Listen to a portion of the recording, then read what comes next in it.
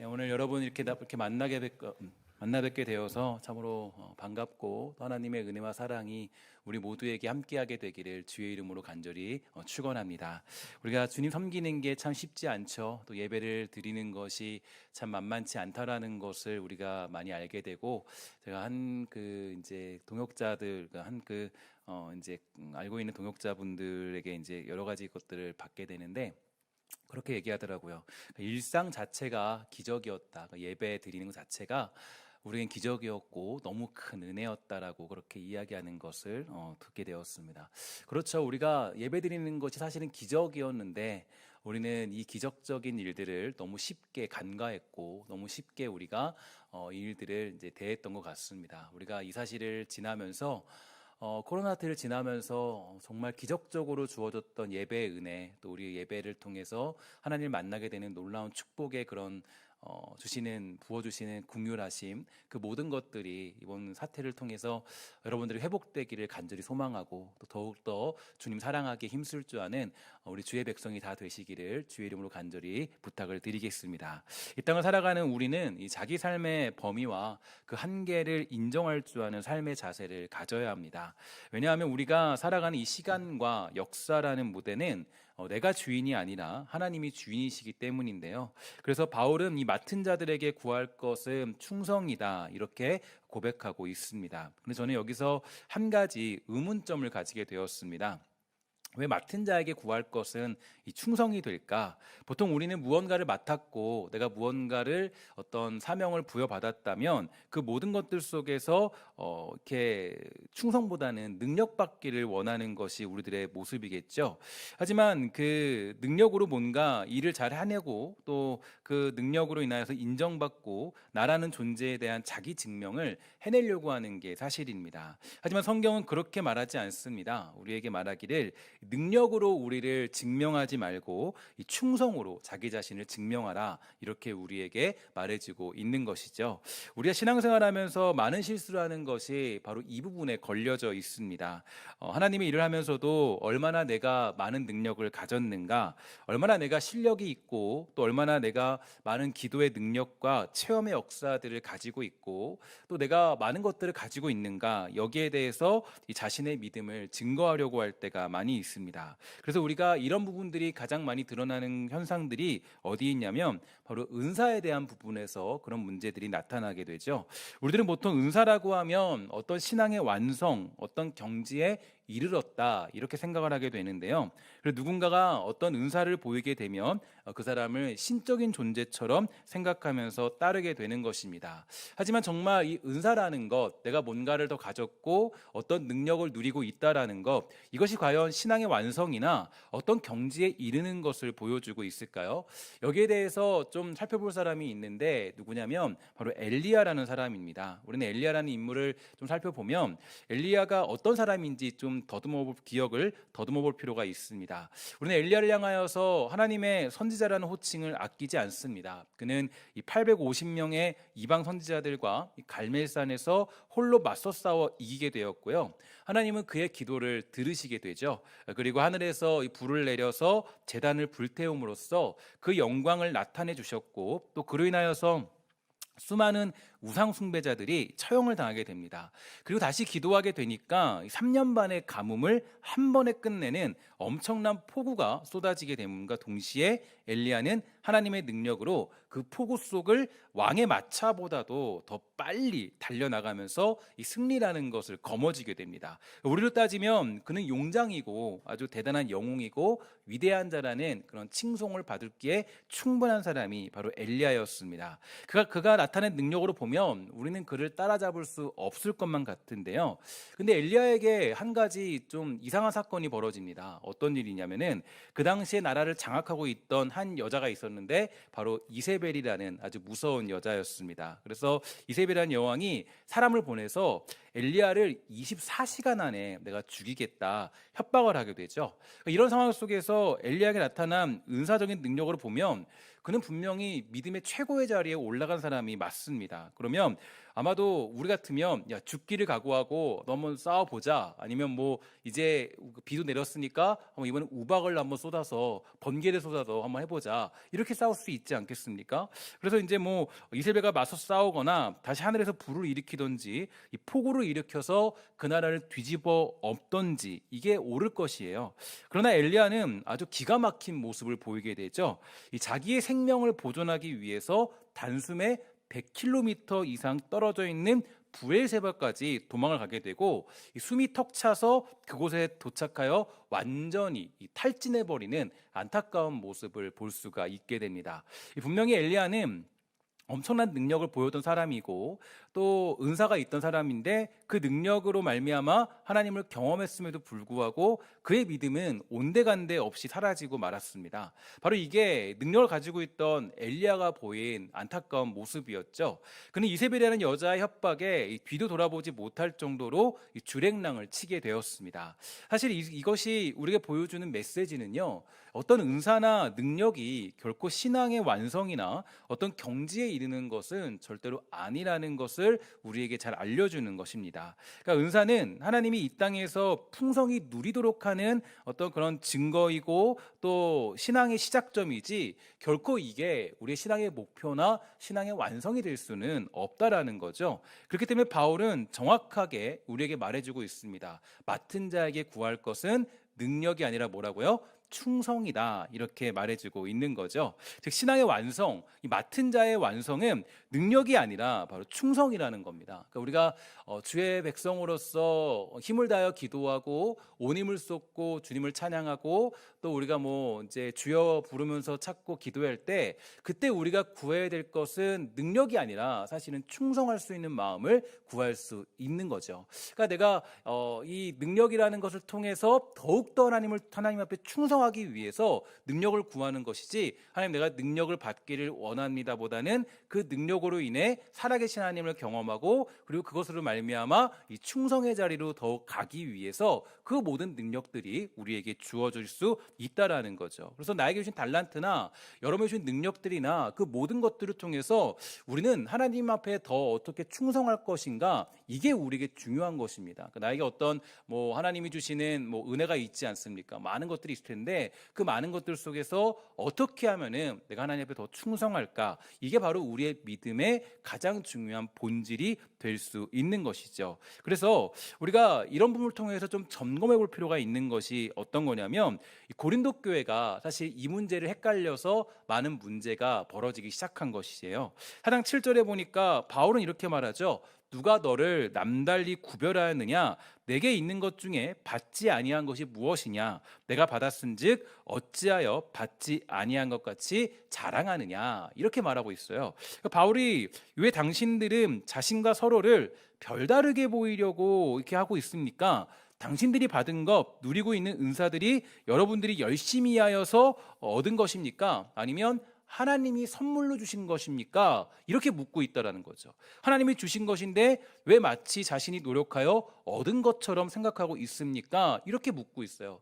제가 이 본문을 보면서 느낄 수 있는 것이, 최근에 어떤 것들을 이렇게 살펴보면서 이런 사람의 고백을 듣게 되었습니다. 어떤 분이 이 사실을 깨닫게 되면서요, 사실은 자기가 이제 돈을 벌고 사업을 하게 되면서 가장 큰 목표는 이거였다 그래요. 어떻게 하면은 내가 더 많이 벌 수 있을까? 어떻게 하면 내가 더 생명을 더 유지하면서 더 풍족하게 누리기 위해 더 많이 벌 수 있을까? 이렇게 생각했다 그래요. 근데 그 목표가 예수 그리스도를 만나고 하나님의 한량없는 은혜를 경험하게 되면서 어떻게 바뀌었냐면, 야 이제 내가 드리기 위해 벌겠다, 이렇게 고백하는 그 고백을 본 적이 있습니다. 그러니까 왜냐하면 하나님이 주신 것이기 때문에, 하나님이 허락해 주신 것이기 때문에 이걸 통해서 내가 뭔가를 더 누리고 유익을 가지는 것이 아니라 하나님께 더 드리기 위해 벌겠다라는 그 고백을 본 적이 있어요. 근데 그분이 사업을 하시는데 그 고백을 한 뒤부터 굉장히 많은 하나님이 주는 축복들도 누리게 되었다라는 그런 고백도 본 적이 있습니다. 분명 우리가 이 하나님이 주신 것이죠. 그러니까 모든 것들, 내가 직장에 돈을 벌 수 있는 것도, 또 내가 뭐 자녀를 키우는 것도, 가정생활을 유지하는 것도, 내 사랑하는 아내도, 사랑하는 내 자녀들도 정말 하나님이 주신 것입니다. 근데 보통 우리는 이것들을 가지게 되면요, 내 것이라고 생각할 때가 많이 있어요. 그러니까 내 것이다. 하나님, 내가 번 거잖아요. 내가 벌어서 내가 잘 먹고 잘 살겠다는데 무슨 상관이십니까? 이렇게 물을 때도 있고, 내 자녀 내가 잘 키우겠다는 건데 하나님 좀 이제 그만 놔두세요. 그럴 때도 있죠. 하지만 그렇지 않아요. 하나님이 우리에게 모두 주신 것이고 하나님이 우리에게 더욱 충성하라고 우리에게 허락하여 주신 것입니다. 여러분, 혹시 하나님이 여러분들에게 주신 많은 것들을 생각해 보면서 그 모든 것들이 하나님이 우리에게 주셨다는 사실을 잊지 않고 살아가는 믿음의 백성이 다 되시기를 주의 이름으로 간절히 부탁을 드리겠습니다. 이것이야말로 우리가 이 땅을 살아갈 때 누릴 수 있는 굉장히 큰 축복이 되는 거죠. 사실 요즘에 이 코로나 사태를 지나면서 여러분 너무 잘 깨닫게 되고 있잖아요. 정말 예배 드리는 것도 하나님이 주시는 은혜였구나. 정말 우리가 기도할 수 있는 것도 하나님이 주시는 은혜였구나. 특히 찬송하는 것도 하나님이 주신 은혜였구나. 요즘에 뭐 이렇게 찬양을 이렇게 노래를 하지 말아라 이렇게 공공적인 이제 제재가 이제 있고, 사실 우리가 또 동참도 또 해야 되고 또 조심하는 것은 맞습니다.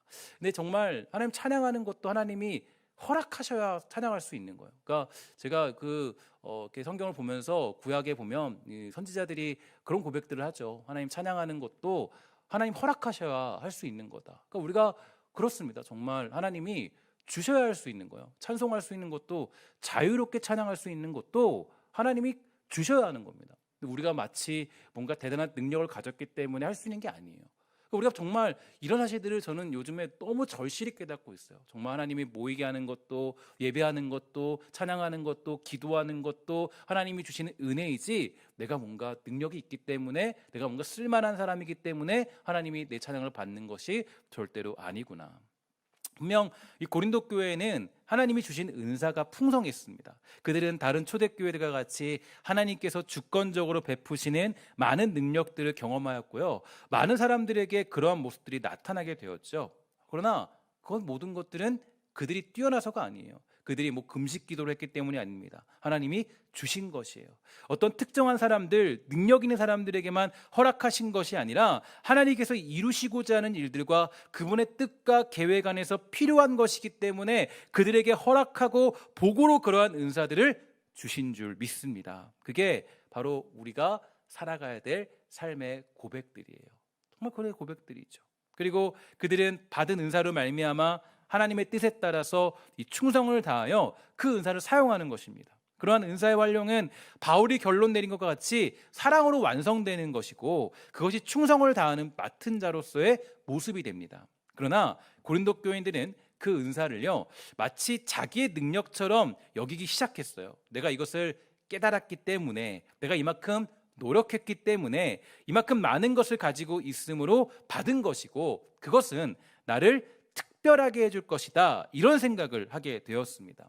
심지어 그들은 예수 그리스도의 재림으로 이루어지는 하나님의 나라에서 누려야 할 만족과 기쁨들을 자신이 살고 있는 이 땅에서 누리려고 할 그런 마음도 가지고 있었습니다. 그래서 현재 자신들에게 나타나는 그 능력에 머물러서 예수 그리스도의 재림을 고대한다거나 완성될 하나님의 나라를 사모하는 모습은 찾아볼 수가 없었다라는 거죠.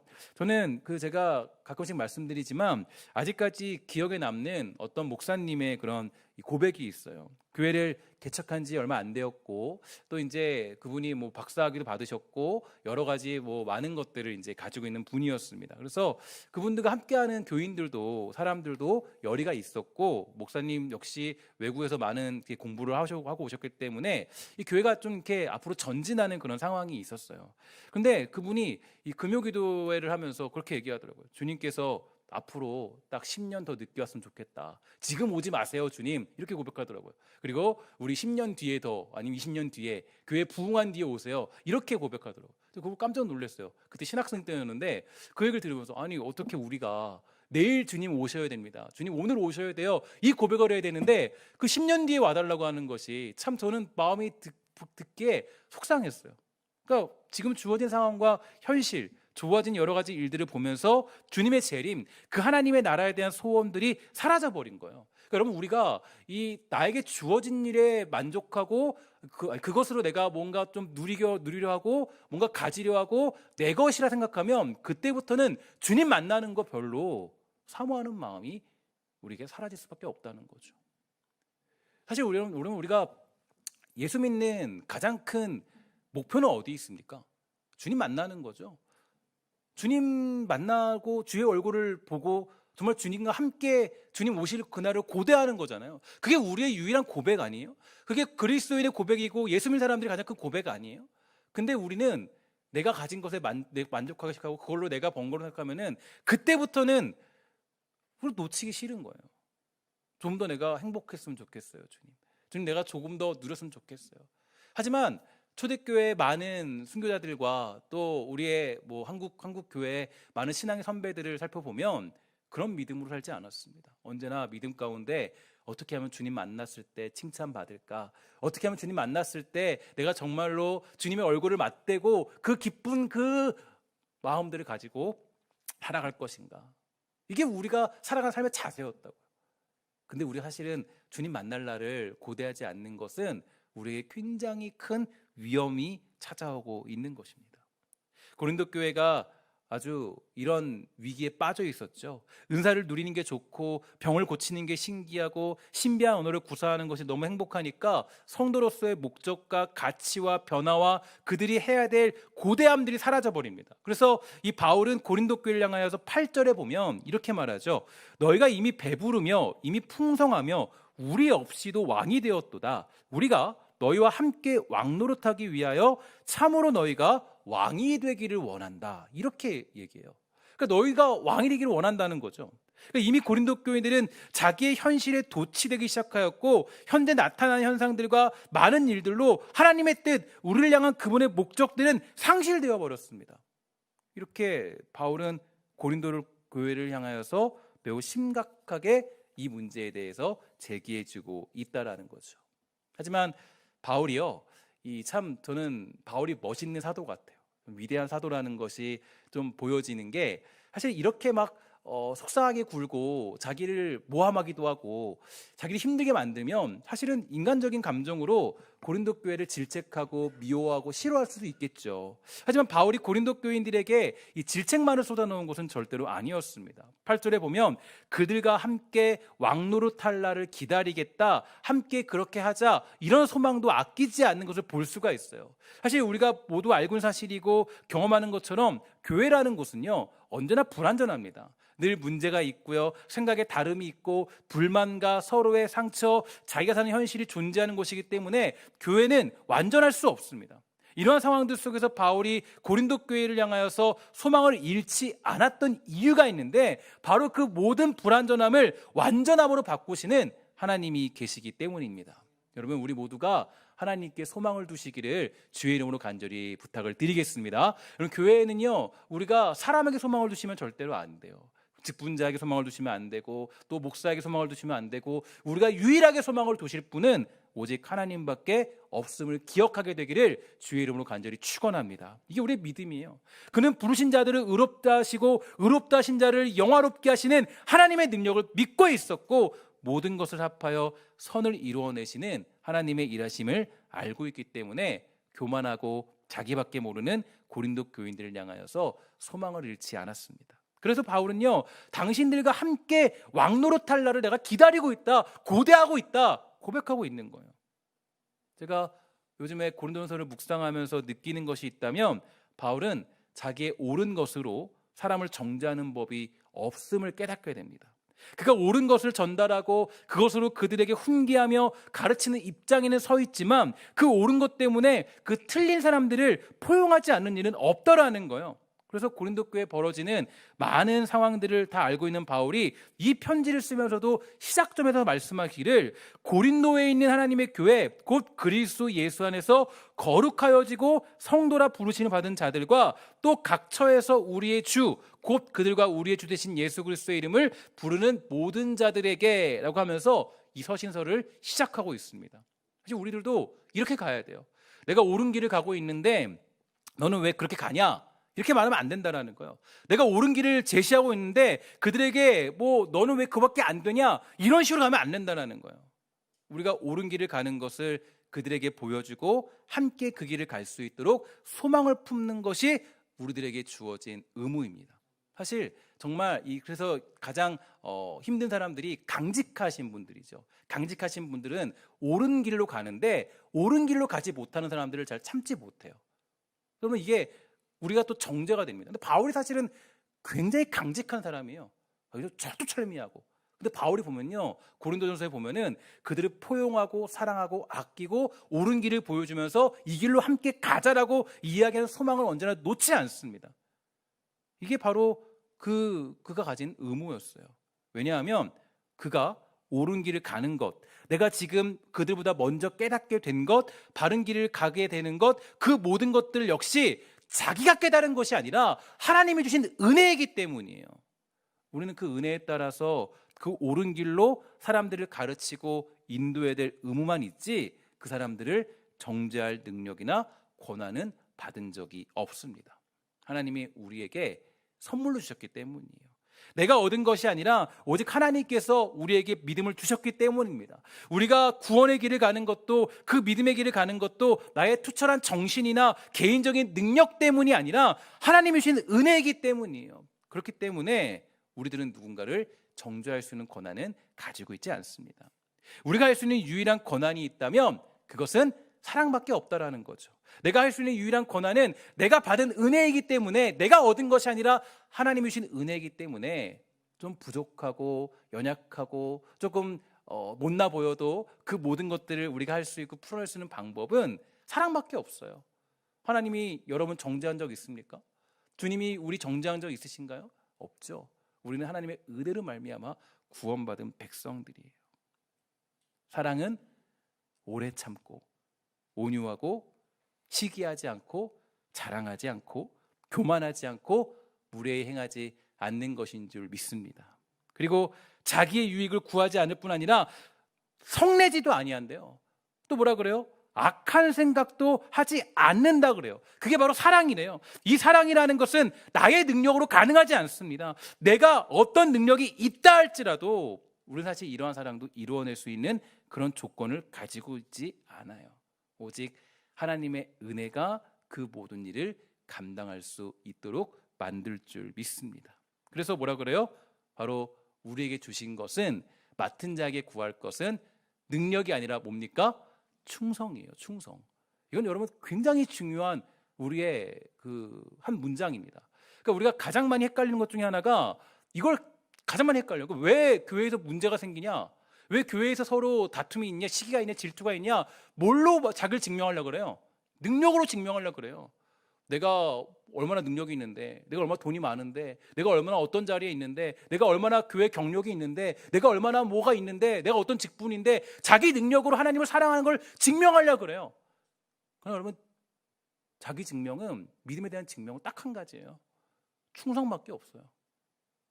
만약에 능력이 중요했다면 사도 바울은 맡은 자에게 구할 것은 능력이라고 했을 거예요. 근데 뭐라 그래요?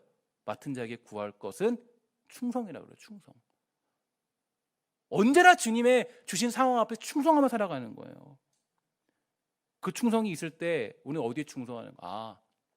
사랑하는 게, 포용하는 게, 이해하는 게, 기다려주는 게, 이게 바로 우리에게 주시는 충성이구나. 정말 이해하는 게, 기다려주고 참고 함께 걸어가는 게 우리에게 주신 충성이구나. 우리에게는 아무런 능력도 없어요. 우리가 무슨 능력을 가지고 있습니까? 하나님이 주신 은혜일 뿐이지.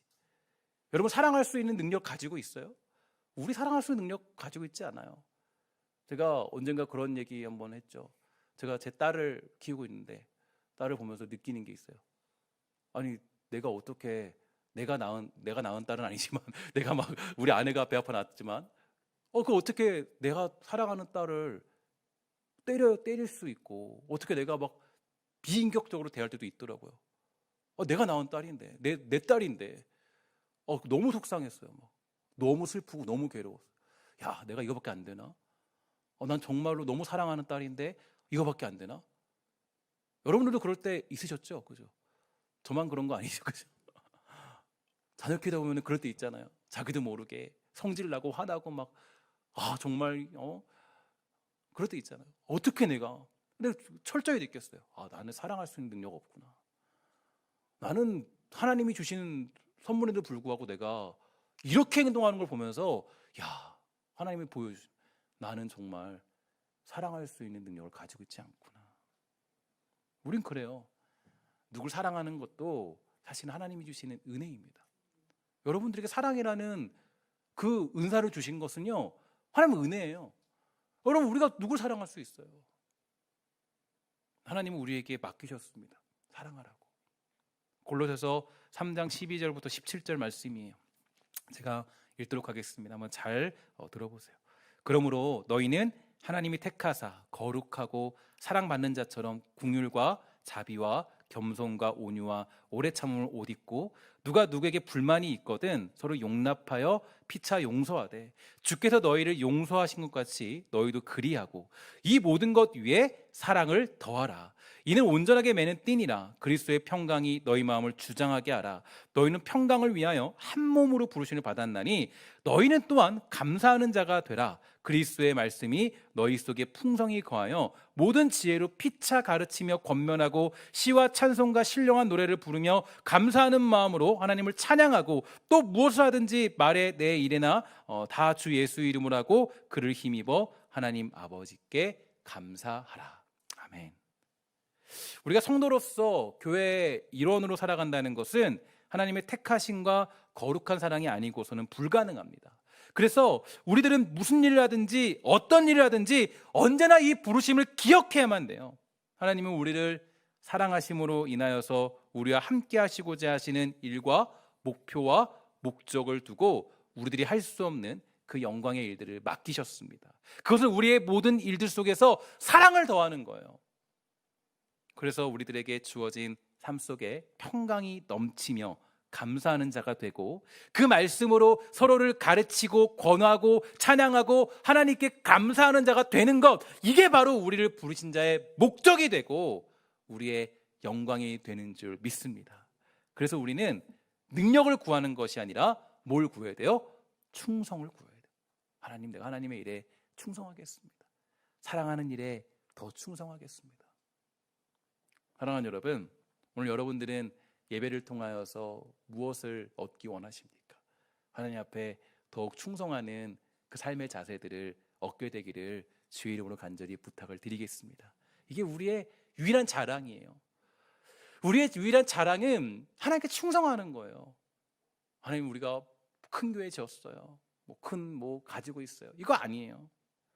우리는 그 하나님의 능력 앞에 충성을 다할 뿐입니다. 하나님의 능력은 예수 그리스도의 십자가의 길을 걸어가심과 죽으심으로 우리에게 온전히 나타나게 되었고, 우리가 충성함으로 얻은 능력은 바로 십자가의 길을 걷는 것입니다.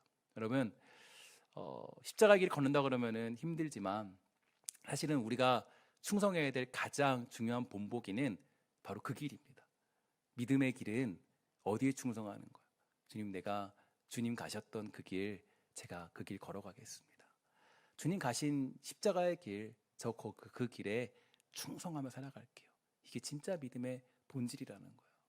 여러분, 우리 사랑하는 신성교회가 능력으로 자기를 뽐내는 교만한 교회가 아니라 하나님의 그 주시는 은혜와 사랑 앞에 충성으로 살아가는 아름답고 복된 길을 걷는 사랑하는 주의 백성이 다 되시기를 주의 이름으로 간절히 축원합니다.